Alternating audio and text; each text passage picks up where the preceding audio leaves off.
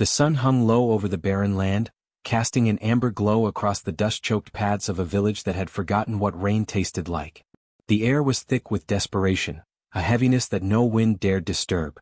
Mud huts stood like crumbling tombs, their thatched roofs sagging, their walls whispering the quiet rot of a place abandoned by fortune. Goats bleated weakly in the distance, their ribs pressing tight against thin skin, and children with hollow eyes sat on the dirt, too tired to cry, too dry to sweat. Amelie stood barefoot in the center of the village square, her ankles bruised by the rough rope that bound them. The taste of blood was faint in her mouth. She'd bitten her lip when they tied her wrists too tight. Her hair, once braided with care by her mother's hands, now hung in matted ropes. Her wide, searching eyes scanned the silent crowd that had gathered around her, their faces blank, their mouths sealed shut by years of hunger and fear. Not one stepped forward. Not one reached out a hand. They watched, not with cruelty but with surrender. Her father stood only a few paces away, his fingers wrapped tightly around the neck of a ceramic jug that sweated in the heat. It was half full of wine, thick, red, foreign. The kind no one in the village had tasted in years. The warlord had brought it with him, dangling it like a promise. The man himself was tall, scarred, dressed in black cloth and bone jewelry. He smelled of leather, death, and distance. He didn't speak much. He didn't need to. Amelie's father hadn't looked at her since morning. Not when he washed his face. Not when he mumbled a half-prayer to ancestors he no longer feared. And not when he shook her mother awake to tell her what he planned to do. He stared only at the wine now, watching it catch the sun, catching glimpses of himself in its deep red pool. Her mother, sitting on the clay steps of their broken hut, clutched a dirty cloth to her chest. Amelie's childhood wrap, once yellow, now stained with years of use and grief. Her eyes were swollen, not from recent crying but from years of it. She didn't scream. She didn't beg. Instead, she whispered something low and sharp, something that curled out of her mouth like smoke and floated toward the wind. Her voice cracked, but her words reached the earth. "He who drinks blood will piss dust," she said. "And no cup will ever fill again." The warlord chuckled but said nothing. He threw a chain at Amelie's feet, the sound of iron striking dirt louder than any cry. He turned and began to walk, not bothering to check if the girl could keep up. His men, silent as stones, moved to surround her, hands on swords, eyes empty. One of them kicked the chain forward. Amelie stepped forward. She turned her head one last time, her gaze locking on the man who had once lifted her to pick mangoes from the high branches. The man who, when she was 6, had danced her in circles during the planting festivals. That man was gone. In his place stood something smaller. Thirstier. She studied his face. He would not meet her eyes. "I will return," she said softly, though the words rang clear across the square. "And no one will drink easy again." No one moved. The wind held its breath. And as the warlord's caravan disappeared into the dying horizon, the village began to whisper. A new name was born, the girl who was sold for a sip. The cart wheels groaned with every jagged rock and twist in the road, their cracked wooden rims screeching like wounded animals. Dust rose in angry clouds around them, clinging to the skin, throat, and lungs of the girls chained inside. Amelie sat among them, her knees drawn to her chest, wrists bound in rusted iron. Her back ached from the long hours of jolting motion. The sun blistered the back of her neck by day, the nights offered no mercy either, only cold winds and the howls of far-off jackals that sounded far too close. There were 13 girls in total. Some younger than Amelie, a few older, but all broken in different ways. None of them spoke at first. Silence was the currency of survival, and fear weighed heavier than the chains. Whenever one dared to cry, the guards would stop the cart. Sometimes they dragged the girl off into the bushes. Sometimes they just beat her in front of the others and moved on. Amelie learned quickly not to look into their eyes. Bako, the warlord, rode beside them on a black horse, his shadow long and twisted in the dying light of evening. His face was carved with cruel pride, deep lines around his mouth, a long scar down his jaw, and eyes so dark they swallowed everything. He never raised his voice. He didn't need to. His silence was more terrifying than violence. His men called him Serpent King. No one ever asked why. 3 nights into the journey, the cart stopped in a dry clearing. The girls were forced out, herded like goats into a circle. Amelie stumbled but stayed on her feet. Bako dismounted, his boots crunching on dry gravel. In his hand he held a brand red-hot, its metal glowing like an angry sun. He moved without ceremony, as if branding flesh were no more personal than stirring a pot. When he reached Amelie, she dared to lift her chin, if only a little. His lip curled. "What are you?" he asked. She didn't answer. Her mouth was a desert. He grabbed her hair and pressed the brand to her neck. Pain exploded through her body, blinding, total. She didn't scream. But she did collapse. "You are nothing," he said, wiping the brand on his robe. "That is your name now." For days after, she couldn't sleep from the pain. Her neck throbbed. The smell of burned flesh clung to her nostrils, making her gag. She began to lose track of time. The horizon never changed. Just more dust. More heat. More emptiness. That's when Yaya began to speak. The woman had been quiet for most of the journey, a lean, wiry old thing with gray hair wrapped in a cloth the color of blood. Her eyes were sharp and yellowed, like those of a predator long caged. When the guards weren't watching, she leaned close and spoke just loud enough for Amelie to hear. "You bleed like a girl, but you sit like a soldier," she whispered. Amelie didn't answer. "Good," Yaya said. "Talking too much gets your teeth knocked out." In the nights that followed, Yaya began to teach her things. How to move quietly when the cart stopped. How to chew certain leaves to numb pain. How to pretend to be weaker than you were. She showed her a root hidden in the brush that could slow the heart when ground to powder and slipped into someone's food. She told stories about poisonous berries that made the blood cease. Amelie asked her once quietly why she knew so much. Yaya only smiled. "Because I survived long enough to be useful." One night, as the caravan rested near a dried-up riverbed under a full moon, Amelie dreamt. In the dream she stood in a field of ash. Skulls lay like stones around her, piled high, stacked into towers that groaned when the wind passed through them. She heard chanting, soft, rhythmic, in a language older than the stars. And then she saw her. A tall woman with skin the color of soot, eyes like smoldering coals, and a crown of bone fragments perched upon her head. Her mouth was sewn shut, but her voice echoed all the same, not in words but in feelings, vengeance, sorrow, hunger. As she walked, bones twisted from the soil like roots trying to catch her steps. When she neared Amelie, she didn't speak. She simply placed a skull in Amelie's hands. Amelie woke up clutching air. Her breath came in gasps. Her throat was dry. The others still slept. Only Yaya was awake, staring straight at her. "You saw her, didn't you?" she asked. Amelie nodded slowly. Yaya's face darkened, and her voice dropped to a whisper. "That is the mother of skulls," she said. "She watches girls like you. Girls who are stolen. Girls who are broken but still breathe." Amelie said nothing, but something in her shifted. She was nothing to Bako. But not to the one who wore a crown of bone. The red place stood at the edge of the desert, where the sand turned crimson under the setting sun and nothing ever bloomed. It wasn't marked on any map, but every slave caravan seemed to know the road to it. A path veiled by dead trees, twisted like arms reaching out in warning. The estate rose like a wound from the earth. Walls the color of dried blood, high and smooth without windows. Its gates opened not with creaks, but with a soft hiss, like breath being drawn through sharp teeth. Bako's men didn't stay long. They handed Amelie over to a tall woman with a veil and eyes as empty as night. The woman said nothing, only nodded once before leading Amelie through the gates. Behind her, the caravan rolled away, taking dust and heat and the last traces of familiarity with it.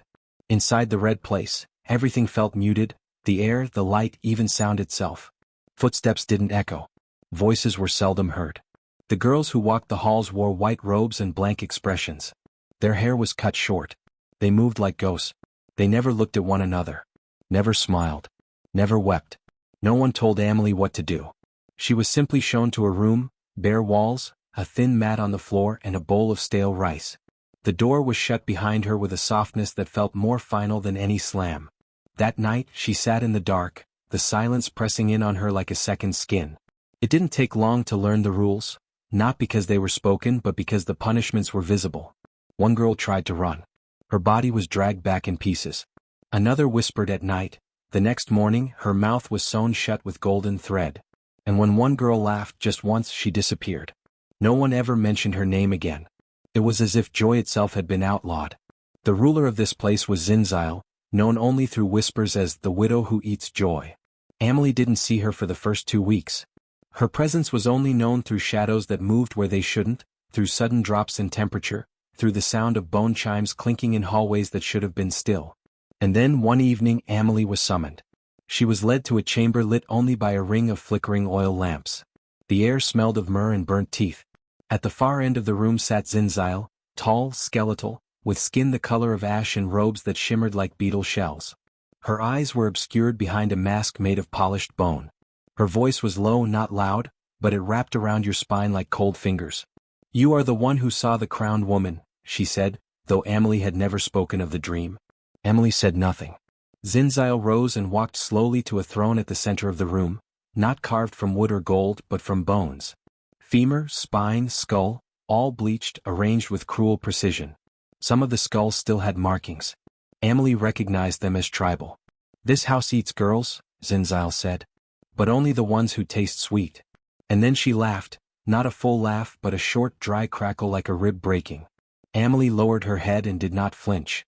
From that day, Amelie became a silent servant of the widow. She scrubbed floors that bled red water. She carried trays of food to rooms that no longer held people. She learned to light sacred candles and grind bone ash into ink. But her eyes were never idle. She began to observe. In the dead hours of night, she watched the white-robed girls move like they were summoned. She noticed how Zinzile's throne was never touched, how the bones shifted positions from week to week, forming new patterns. She memorized chants whispered by robed acolytes in the lower halls, chants that caused shadows to lengthen, or a dead bird to twitch back to life. She didn't speak to the other girls. Most were too far gone, lost in the numb obedience that the red place demanded. But she kept her silence, storing her rage like embers in her belly. One day, Amelie was ordered to sweep the cellar, a place most girls avoided, their eyes going wide with quiet fear when the word was spoken. She obeyed without hesitation. The cellar was carved into stone, damp and narrow. The air was thick with the stench of mold and something older, rot buried beneath ritual. She moved slowly, candle in hand, the light throwing twisting shadows across the walls. At the far end of the cellar she found a door. Not locked, but sealed with salt and ash. She brushed the barrier away and stepped inside. It was a small chamber, lit by a single lantern hanging from the ceiling. In the center of the room was a low table, and on it sat a skull, old, cracked, carved with tiny runes that shimmered faintly in the candlelight. Something about the shape, the markings, the slight slope of the brow, it stopped her breath. It was Yaya. Amelie didn't cry. Not there. Not then. She knelt beside the skull, staring at the delicate carvings etched into the bone. They were protection spells. Resistance wards. Messages for the dead. One word stood out, repeated over and over in circles. Remember. Amelie reached out and touched the skull gently, her fingers tracing the runes. The cold bone felt alive under her skin, as if the spirit of the old woman still watched, still whispered. She bowed her head and made a vow in silence. Zinzile's house had eaten many girls. But Amelie would not be digested. She would learn. She would wait. And one day she would make the walls bleed. Amelie turned 18 under a moonless sky. No one marked it. No candles. No songs. No one in the red place remembered birthdays. But she remembered. It had been 4 years since her father sold her for wine. 4 years since chains bit her wrists. 4 years since she'd knelt before Zinzile's bone throne and swallowed her fear like spoiled fruit. She did not swallow it anymore. By now, Amelie had become more than a servant. She moved through the red place like a shadow with shape, never punished, never struck, never ignored. The white-robed girls stepped aside when she passed. Even the bone-masked acolytes nodded when she entered a room. They called her the quiet flame, never to her face but in whispers, as if she might already hear it. She had earned Zinzile's trust. Or rather, Zinzile had mistaken Amelie's silence for loyalty, a mistake the widow would pay for. Every day Amelie studied. Every night she remembered. The chants. The sigils. The order of bones. The whispered spells that turned breath into fire and names into power. In secret, she traced the runes carved on Yaya's skull, speaking them backward and forward until her tongue moved without thought. She didn't need parchment, she etched them into her skin with thorns, covered them with ash. Magic wasn't about beauty. It was about cost. The red place was filled with the dead, but Amelie was the one who listened to them. It began with a girl named Samira, small, silent, with teeth always clenched like she was chewing a scream. One night, Amelie found her in the laundry hall, tears in her eyes, a needle pressed to her thigh. She had tried to end it.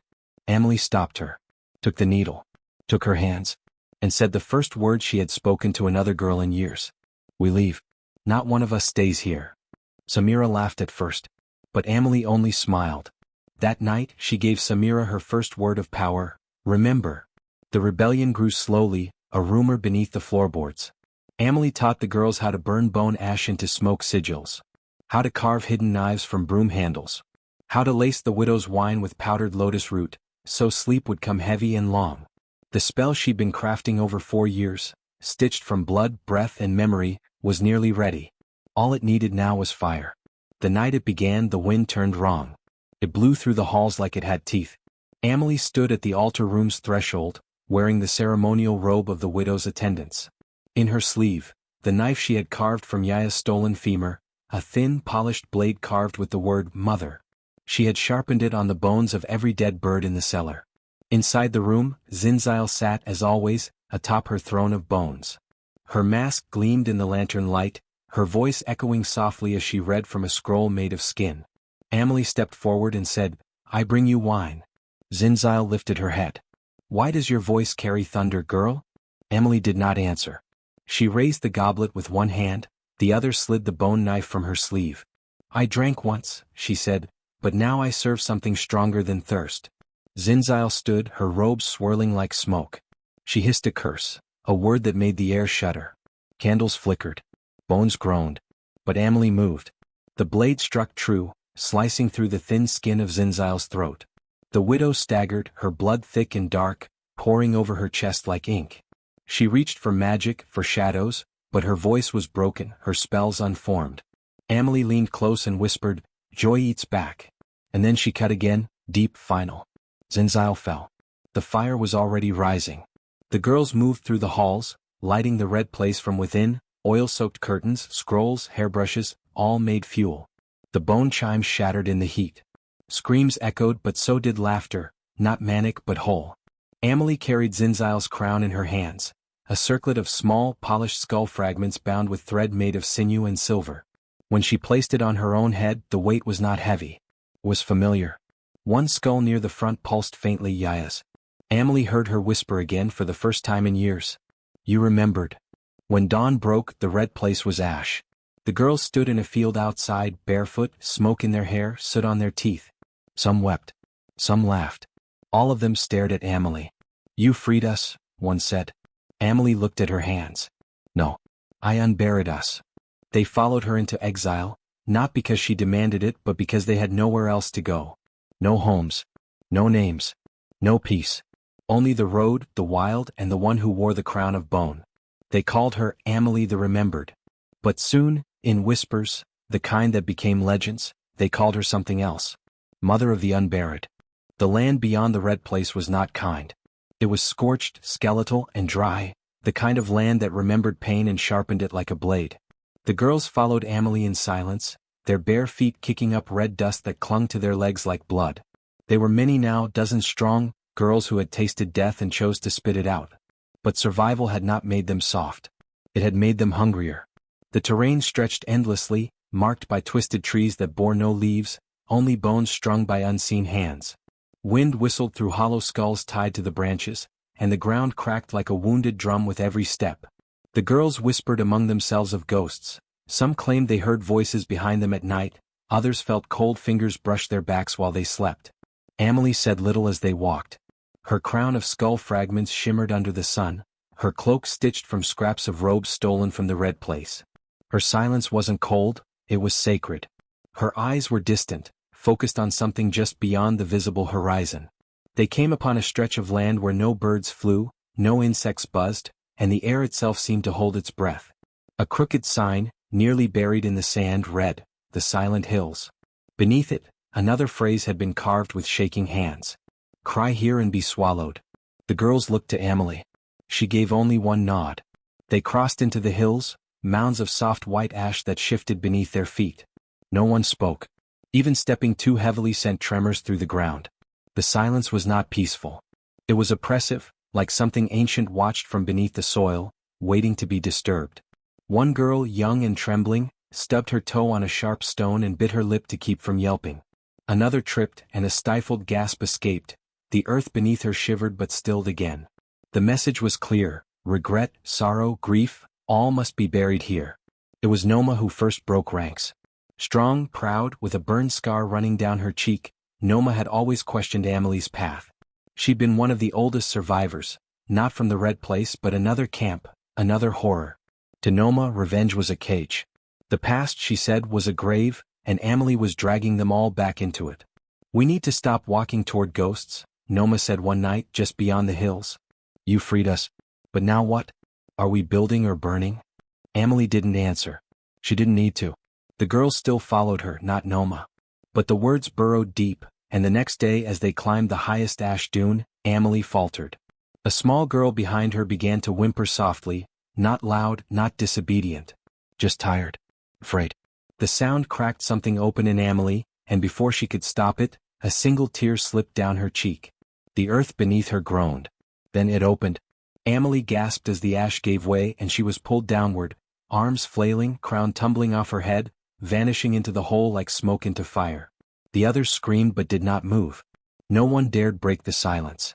She fell for what felt like forever. Then, darkness. Stillness. A heartbeat. When she opened her eyes, she stood in a cavern carved from ivory and roots. All around her, bones grew from the walls like vines, curling upward toward a massive tree at the center. Gnarled, ancient, pulsing with a light that was neither warm nor cold. The bone tree. Its branches held no leaves. Only skulls, thousands of them, swaying gently as though breathing. From its trunk a voice came. Not male, not female. Just old. "You wear a crown of memory. But memory is not power." Amelie's hands shook. "Then what is?" "Sacrifice." A vine of bone reached from the ground, wrapping around her wrist. "Give me one. One who follows you. One whose name you know." Amelie clenched her jaw. "I choose myself." The tree hissed, not in denial but surprise. "Rare. Foolish. Noble. But acceptable." The bone vine tightened. Her pulse began to slow. Then a voice cut through the dark. No. It was Noma. She had descended after her, alone, silent. She stepped forward, placing a hand over the vine. "I'll go," she said, looking Amelie in the eye. "You need to finish this. I was always looking back. But you see what's ahead." Amelie shook her head, tears threatening again. "I don't want to lose you." Noma smiled, that scar twisting like a second mouth. "Then remember me right." The tree made no sound this time. It simply accepted. Amelie rose back to the surface hours later, carried by roots that crumbled to dust as she reached the top. Her eyes had changed, glowing faintly like coals held too long in the hand. She didn't speak. She didn't need to. The girls gathered close. Noma was gone, but her absence was not a wound. It was a vow. From that day forward, none of them cried, not because they were strong, but because they carried something heavier than sorrow. A purpose. The name came first, whispered on desert winds, carved into tree trunks by trembling hands, muttered over campfires like a prayer and a warning. The daughter of death. No one knew exactly where she came from, only that she wore a crown of bone and moved with an army of women who had nothing left to fear. They struck in the night, emerging from dunes and forests like wraiths. They didn't scream. They didn't chant. They simply came, broke the chains, bled the guards, and vanished before the dawn. Amelie led them without hesitation. Her cloak of ash-colored cloth billowed behind her like smoke, and her eyes, faintly glowing from her time beneath the bone tree, pierced through lies like fire through silk. Her crown, Zinzile's shattered masterpiece, had been reforged with the help of the girls. They added to it piece by piece, each time they freed someone new, polishing skull fragments and weaving sinew with reverence. Now it circled her head like a halo made of memory and revenge. Word of her spread faster than the wind could carry. In every slaver's camp they raided, Amelie left behind a message, always the same, a single skull on a stick facing east. It was said the skulls watched the sunrise because they were waiting to see the faces of the men who would be next. Her army had grown, once a band of a few dozen, now a caravan of hundreds. Women from all walks, mothers who'd escaped cages, daughters stolen in childhood, warriors who once fought for corrupt kings, even a few former captors who begged for penance and earned it by carrying the heaviest loads. All were loyal to Amelie. Not because she demanded it, but because she was proof that survival could be turned into a weapon.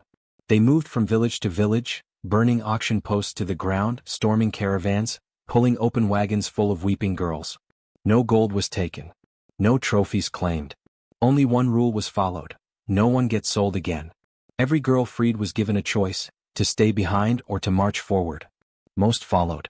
At night, Amelie sat alone by the fire, the whispers of her crown brushing her ears like leaves in the wind. Yaya's voice often rose above the others, steady and calm. "Keep walking. The wheel hasn't finished turning. But the wheel did turn, and one night it brought her back to the beginning. They found the war camp near a salt flat, nestled in the crook of two hills, surrounded by spears and arrogance. Amelie recognized the banners, the black and gold serpent. Wako. Her heart didn't pound. Her breath didn't quicken. But something in her chest curled, not like fear but like memory sharpening its blade. She waited until nightfall, when the guards grew lazy and the fire was strong with drunken laughter. Her women moved like wolves, silent, practiced. They slit throats, smashed shackles, pulled whimpering prisoners from the dark. No mercy. No hesitation. Bako was the last. She found him asleep in his tent, sprawled across cushions, a goblet of wine still in his hand. His beard was grayer now, but his face, still proud, still cruel, was unchanged. He stirred as she approached, but before he could rise, her foot pressed against his chest, pinning him down. The light from the torch reflected off her crown, casting skull-shaped shadows across the walls. Recognition dawned in his eyes, too late. Who? My name, she interrupted, is Amelie. His eyes widened. You were... Nothing, she said flatly, finishing the sentence he hadn't dared complete. Yes, you gave me that name. He tried to reach for a blade hidden under his cot, but her foot pressed harder, and with a signal, her women dragged him out, stripping him of weapons and pride. They chained him to a post in the center of the camp, just as he had once chained her. Around them, freed girls gathered, some sobbing, others silent, watching with eyes full of fury and awe. Amelie poured a jug of wine into a wooden bowl. The scent was thick, bitter, poisoned with black root and dream shade. Slow choking. Perfect. She knelt beside him, holding the bowl inches from his cracked lips. You remember what wine tasted like the night you sold me? She asked. He didn't answer. She leaned closer, forcing the bowl against his mouth. Drink, she whispered. Drink for my father. He tried to resist. Gagged. But they held his jaw open. He drank. The poison worked slowly. His limbs trembled. His breath grew shallow. He fell to his knees, the chains now dragging him down by their own weight. Amelie knelt beside him as he gasped for air, his face pale, mouth frothing. She whispered one last time calmly. My father sold me for wine. Now drink for him. And then they buried him, not in earth but in salt.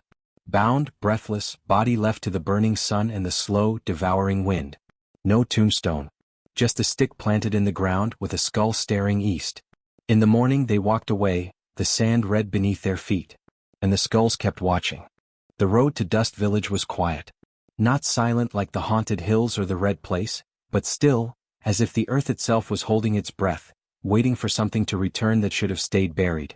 Amelie rode at the front of the line, her cloak dragging against the dry path, her crown of skull fragments shimmering beneath a dying sun. She had not spoken in days. Her army of women, now lean, hardened, older, moved behind her like shadows that had learned to walk. It had been 7 years since she was dragged from that village in chains. 7 years since her father exchanged her for wine. 7 years since her mother sat in silence, unable to save her. She hadn't spoken their names since. But she hadn't forgotten. The village looked smaller than she remembered, thinner, more broken. What once looked like a place too big for her now looked like it had been gnawed on by time and guilt. The huts were cracked, the fields dry. Dust coated every surface. Chickens scratched half-heartedly in dead grass. No laughter. No music. Only eyes peering from behind crooked shutters. As she entered, the whispers began. That's her. She came back. The girl they sold. But no one stepped forward to greet her. Not a hand extended. Not a word of welcome. They watched her pass as one might watch a storm roll across the land, awe mixed with dread. The village elders, now little more than bent skeletons in heavy cloth, stood gathered near the central square. One tried to speak but choked on his words. Another simply bowed his head. Cowards all of them. Their power had always been paper-thin, held together by fear and silence. And then came the man who once called himself her father. He stumbled out of a hut that leaned like it was trying to fall away from him. His eyes were red, teeth yellowed and cracked. A skin jug hung loosely from his fingers. His beard was overgrown, tangled with crumbs. He dropped to his knees when he saw her. My daughter, he croaked, voice thick with rotten remorse. Amelie, please? She said nothing. Her crown gleamed in the light. Her expression was unreadable. She stood before him, tall, glowing faintly, a woman shaped by ash and fury. Her father wept. I was desperate. You don't know, The drought, the hunger. Still she did not speak. She simply looked at him as one might look at an animal long past its usefulness.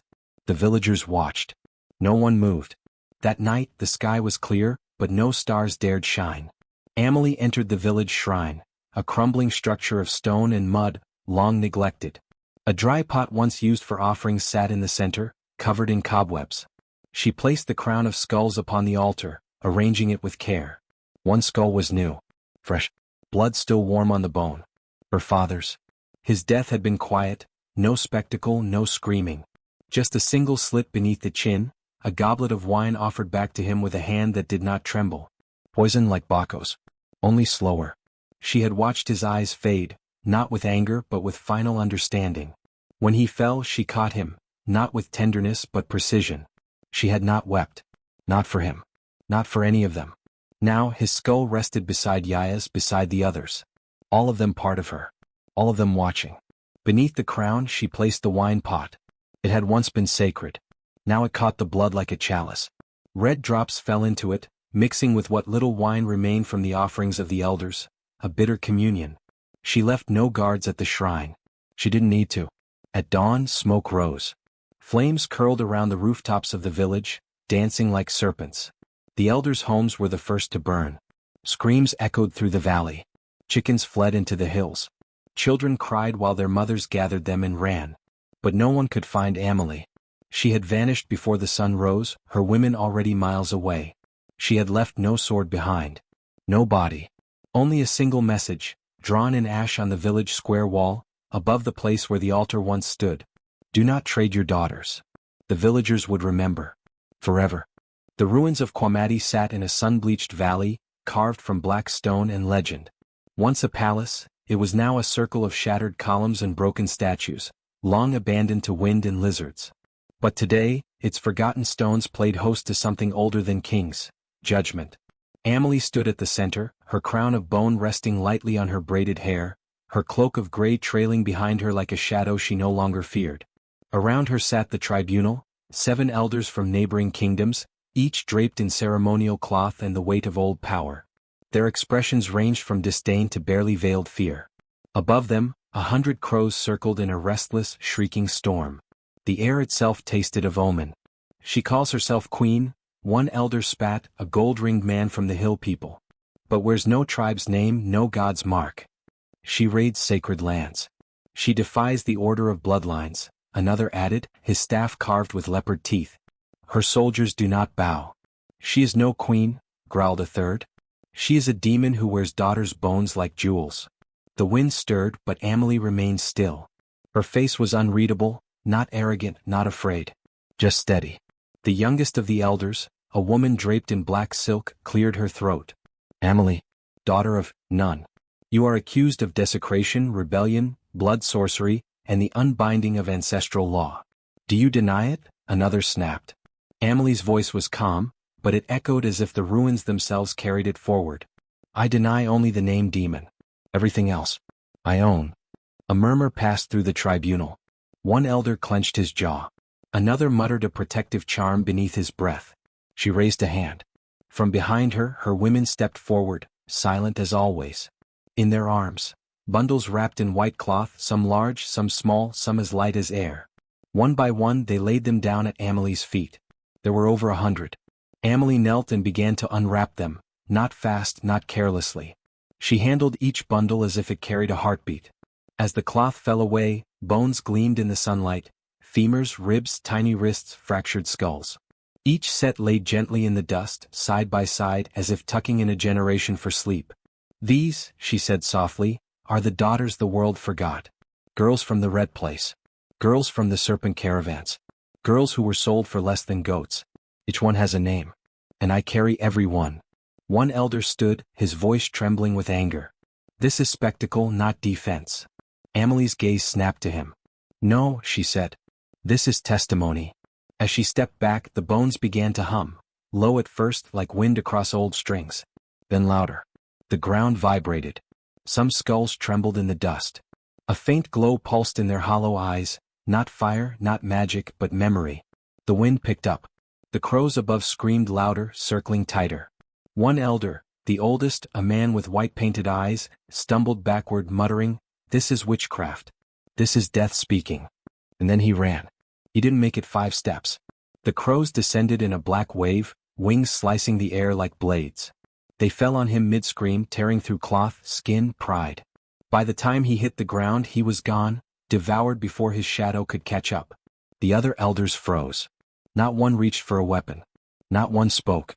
The sky was still thick with birds watching. Amelie turned slowly, looked each of them in the eye. "I did not kill them," she said, motioning to the bones.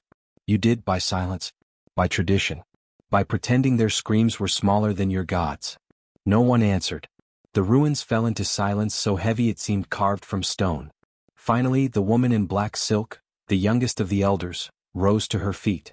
"This tribunal," she said, her voice shaking, "is ended." And then she bowed. One by one the others followed. Not with joy.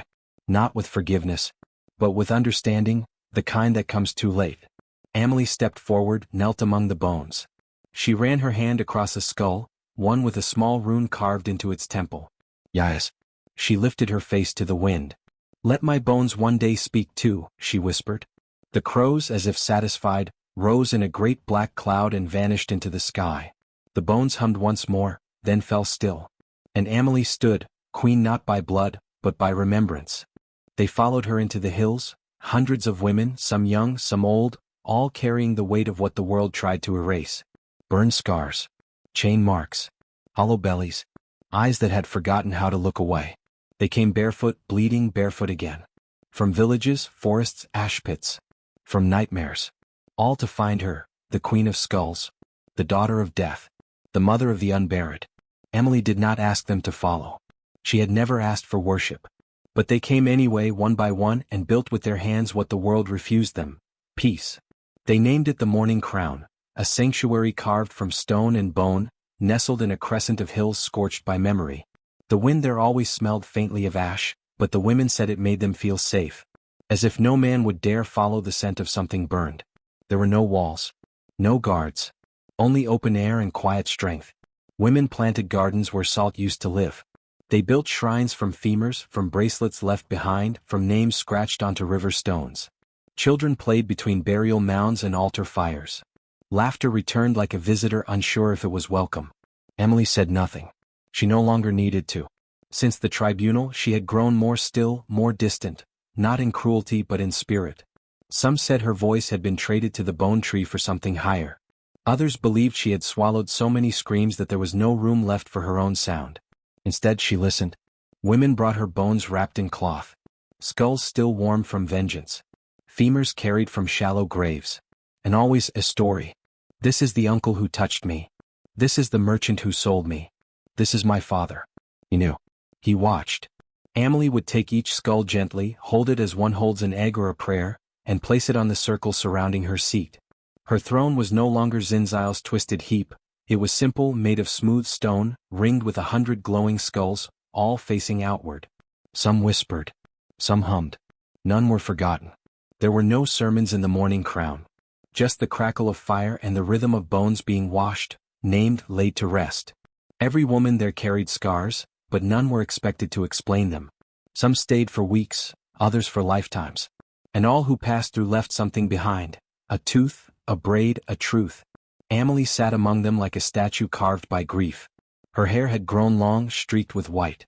Her skin bore inked runes, some in spiral, others in jagged arcs like lightning bolts stitched into flesh. Her eyes still faintly glowed, but they looked somewhere far beyond sight. They brought her food, water, stories. She accepted all but said nothing. It became sacred, her silence. A ritual in itself. Women would sit in circles near her and offer their pain into the air, not for answers but for release. And Amelie's silence answered them with dignity. With presence. With the kind of listening that heals what talking never could. And then, one morning she rose. Without ceremony. Without warning. The sky was overcast. The wind smelled of fire. She walked barefoot through the sanctuary, nodding once to a child braiding her sister's hair, pressing a hand to a woman who had just buried her lover's rib beneath the altar tree. No words. No crown on her head. Only her. She walked up the hill, the highest one, where the first fire had been lit the night the Morning Crown was born. The ashes there had never cooled. They glowed always as if waiting for someone to complete the burning. Emily stepped into it. The flames did not roar. They bowed. She disappeared without scream or smoke. No sound. No collapse. Just a shimmer, like heat rising from dry stone. One blink and she was gone. They searched but found nothing. Except her crown. It sat at the edge of the fire, untouched by heat, resting gently as if laid there by her own hand. The bone fragments still gleamed. The runes still pulsed. The smallest skull still whispered. Women gathered around it. No one touched it. The child who had seen her last swore the crown whispered her name when the wind passed. From that day no one wore it. Not even the strongest among them. They placed it in the center of the sanctuary, circled by candles and silence. And still women came. They brought bones. They left stories. And the crown whispered, never in screams, never in commands, but in breath, in memory, in love that had survived too much to be soft. Emily was gone. But she had become something deeper than a queen. She was a silence that roared. The morning crown still stands. Not as it once did, not with smoldering fires or an army of silent warriors standing guard. The wind has softened. The blood has dried. The stones are covered now in moss, in lichen, in the gentle green fingers of time. But the heart of it remains untouched. A circle of bone, of memory, of names. Where once the cries of the broken echoed into the hills, now laughter lives. The laughter of children born to mothers who were once caged, once traded, once forgotten. These girls run barefoot through the sanctuary, their hair wild, their voices free. But even they, untouched by war and ash, know the silence in the center is sacred. At the highest hill, where fire once took a queen, the earth remains warm. No grass grows there. But something else does. Flowers. They are strange, beautiful things, pale with petals curled into soft spirals. At a glance, they appear delicate. But look closer and one sees the shape, not of roses, not of lilies, but of skulls. Tiny blossoms shaped like memory. They bloom only when the sky is overcast, and they sway as if whispering back to those who speak to them. The girls kneel there. One by one. Some come in secret, slipping away from their mothers in the dark of early morning. Others are brought, guided by calloused hands and knowing eyes. There is no ceremony. No priest. Just a simple tradition passed through generations like a lullaby sung through clenched teeth. Go to the hill. Kneel. Whisper your pain. She will hear. They come with trembling voices and heavy hearts. My uncle touched me. My brother watched and laughed. They said it was my fault. I don't want to be quiet anymore. They whisper these words into the soil, into the silence, into the sky, and the flowers bloom. Some say the petals pulse when a secret is too deep. Others say they close up if a lie is told. But most agree the ground here listens. And always at the center of the circle sits the crown. Untouched. Unmoving. Still gleaming with soft bone light. Its fragments, polished skulls, carved femurs, jawbones marked with runes, have not dulled. It rests on a slab of stone with no name carved into it.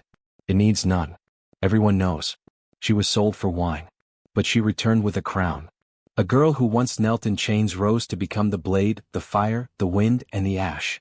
A woman who said nothing but made the world speak louder. A queen who walked into flame not to disappear, but to become something unkillable, not a spirit, not a god, but a memory that feeds the roots of flowers shaped like truth. Old women gather sometimes on the edges of the sanctuary, watching the young ones kneel and rise. They nod to one another and murmur stories. I was with her when we burned the red place. She freed me from the salt caravans. She cut the ropes they tied me with. Some still bear the old scars. But they no longer hide them. In this place scars are names. Once a year, on the eve of the full ash moon, a feast is held in silence. No music. No fire. Just the sharing of stories around the flower hill. One woman always stands to read the same words, traced into bone, passed down by hand. She did not seek vengeance. She planted it. And from it grew a forest of women. Who will never be sold again. They call her many names. The daughter of death. The girl queen. The one who watched the fire blink. But most now call her simply Emily. The remembered. And the crown still blooms.